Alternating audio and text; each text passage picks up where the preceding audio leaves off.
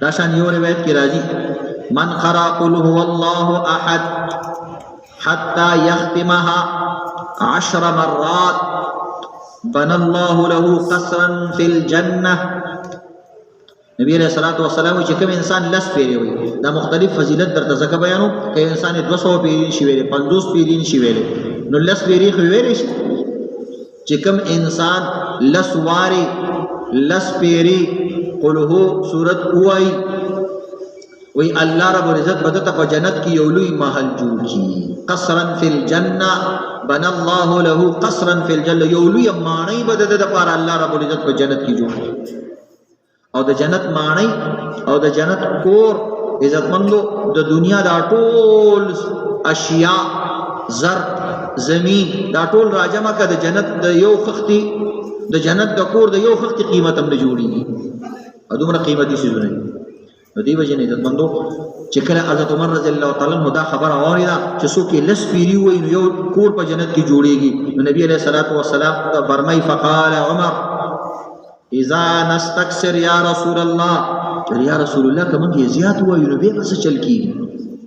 تاسو خلص پیرو د پاره فضیلت بیان کو چې یو کور به جوړیږي نو مونږ د دین زیات وای نو به بسې نبی علیہ الصلوۃ والسلام فرمای الله اکثر واطیب وی تی زیاد وایا اللہ بدل زیاد کورنا جوڑی تی زیاد وایا اللہ بدل ددین بہترینی بدلی در کئی او کلی چیزونا بدل در کئی ندی وجی نجات مندو تدی احتمام کول پکار ہے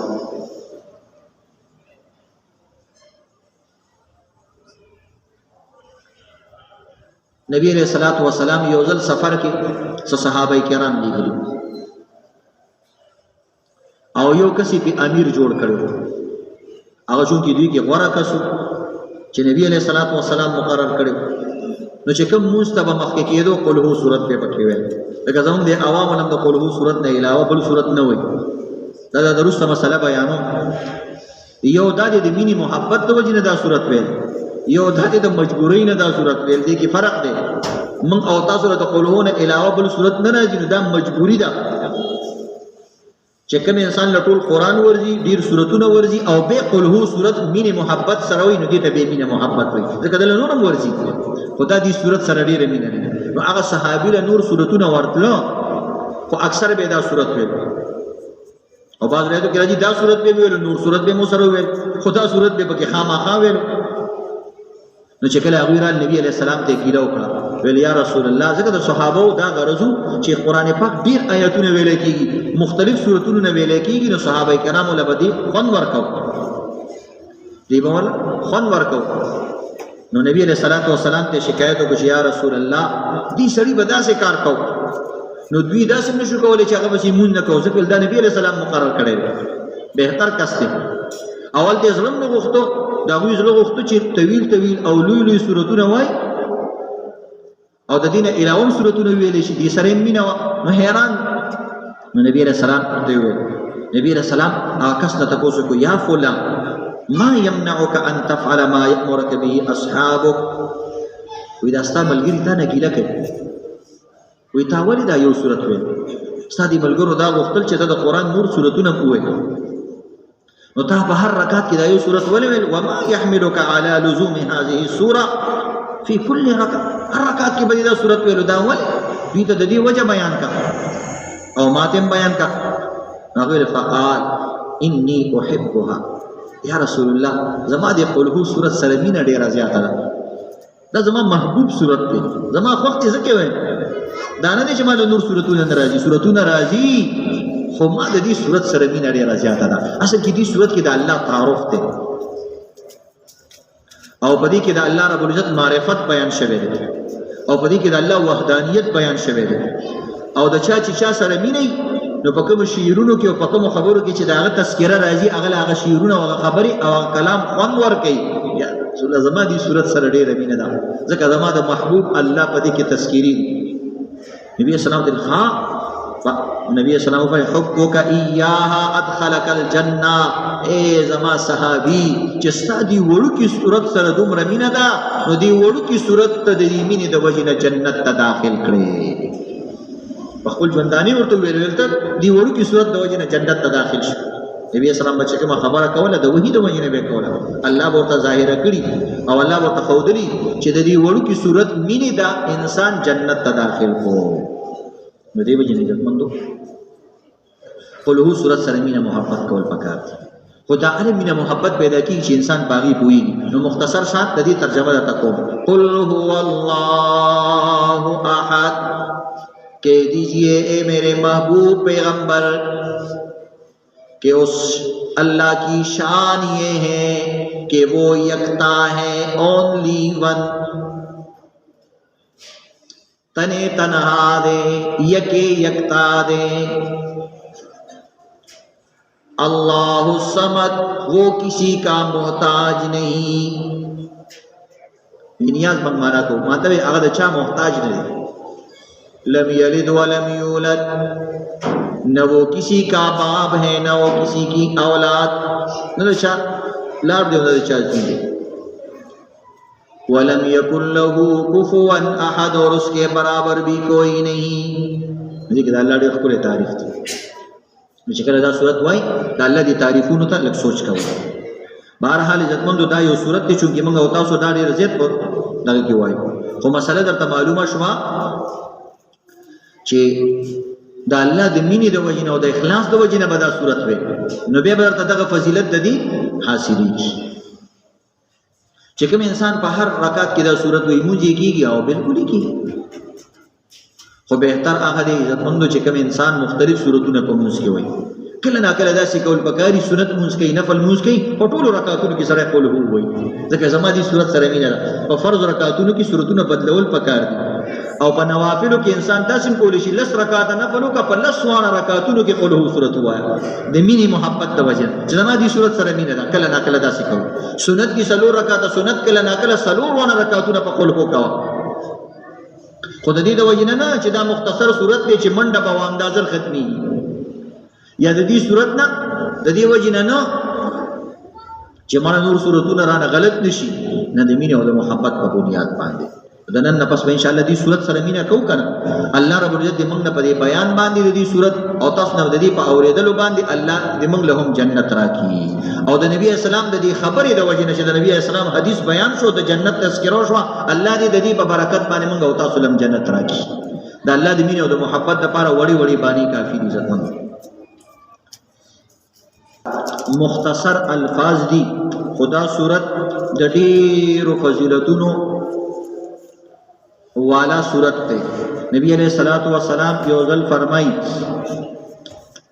ابو هريره رضی الله تعالی عنہ ویزا یو ځل نبی علیہ الصلوۃ والسلام دربار ته تلما، نو چې ال تلانم اقبلت مع رسول الله صلی الله علیه وسلم، ویزا نبی علیہ السلام سره یو ځای روانو، یو ځل نبی علیہ الصلوۃ والسلام سره یو ځای روانو، فسمع رجلا يقرأ قل هو الله احد.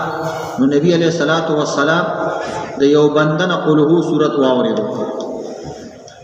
ما او نبی علیہ السلام روان او یو سړي قل هو صورت ویل.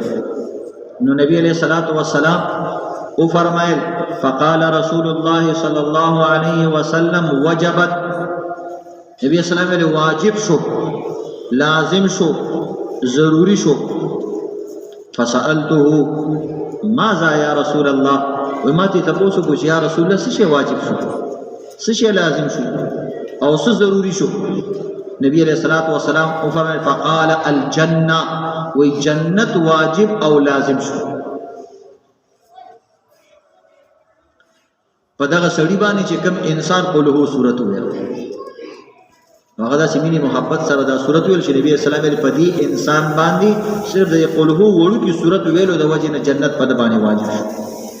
بیا ابو هريره صاحب وی ما وی هغه سړی کتلو چې زه له خوشخبري ورکم چې لکه ستا باره کې نبی علیه الصلوۃ والسلام داسې خبره وکړه، وړو کې کلمات دی ویلو، نبی علیه السلام وی چې تا دپاره د دې کلماتو په عوض کې الله جنت واجب کړو. وی هغه سړي پسې زه وګرځېدم، خو ما وکتو نبی علیہ الصلوۃ هغه سړی موجود نه و.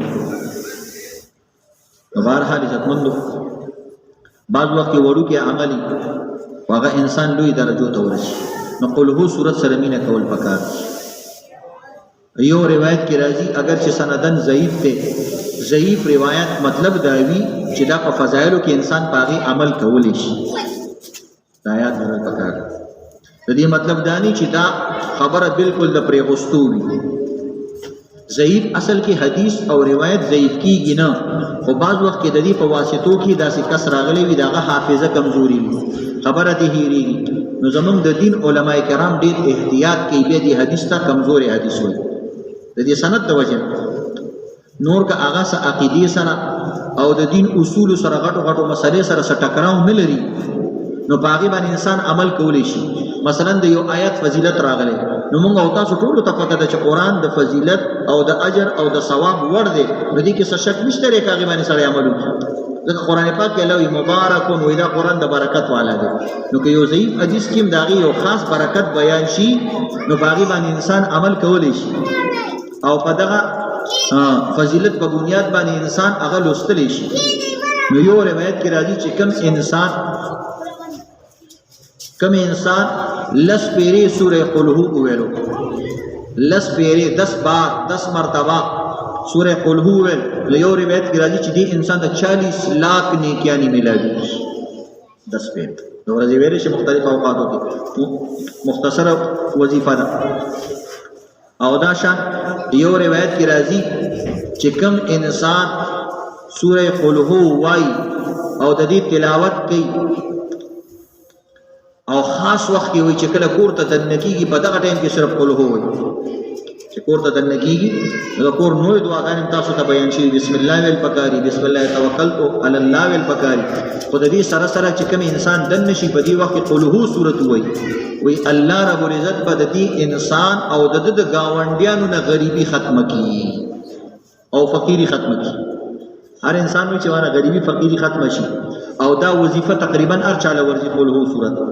نو د دې اهتمام کول پکاري، کم از کم یو بار په انسان ویلی شي چې تکره دروازه کولا وشي او کمرې پورې ځي دې دوران کې تا قل هو صورت ویلي.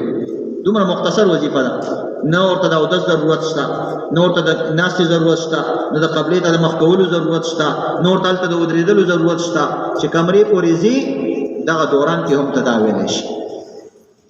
دا طبراني شریف حدیث دی. دارنګه یو روایت کې راځي من قرأ كل يوم 200 مرة قل هو الله أحد محي عنه ذنوب 50 سنة. وی چې کوم انسان د ورځې 200 پیری قل هو صورت وای، قل هو الله احد صورت وای، وی الله رب العزت به د ګناهونو نه د 50 کاله ګناهونه معاف کړي. نو د انسان خو به دغه عمر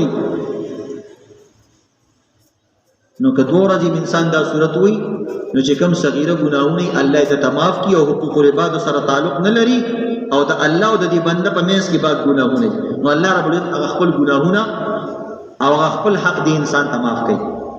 او یو روایت کې راځي چې کوم انسان 200 پیری وي نو هغه نه د 200 کالو ګناهونه الله معاف کوي. قل هو صورت یو آسان صورت دی، نو دی وجه نه عزتمندو د دې. او یو روایت کې چې کوم انسان 50 پیری وي نو د 50 کالو ګناهونه ته معاف دي. نو 200 پیری زیات دي نو 50 پیری خو انسان ویل شي. او د دې لپاره د قرآن راغستلو ضرورت نشته. دا صورت هر چاته ماشومانو ته هم یاد دی. نو د دې صورت عزتمندو اهتمام کول پکار.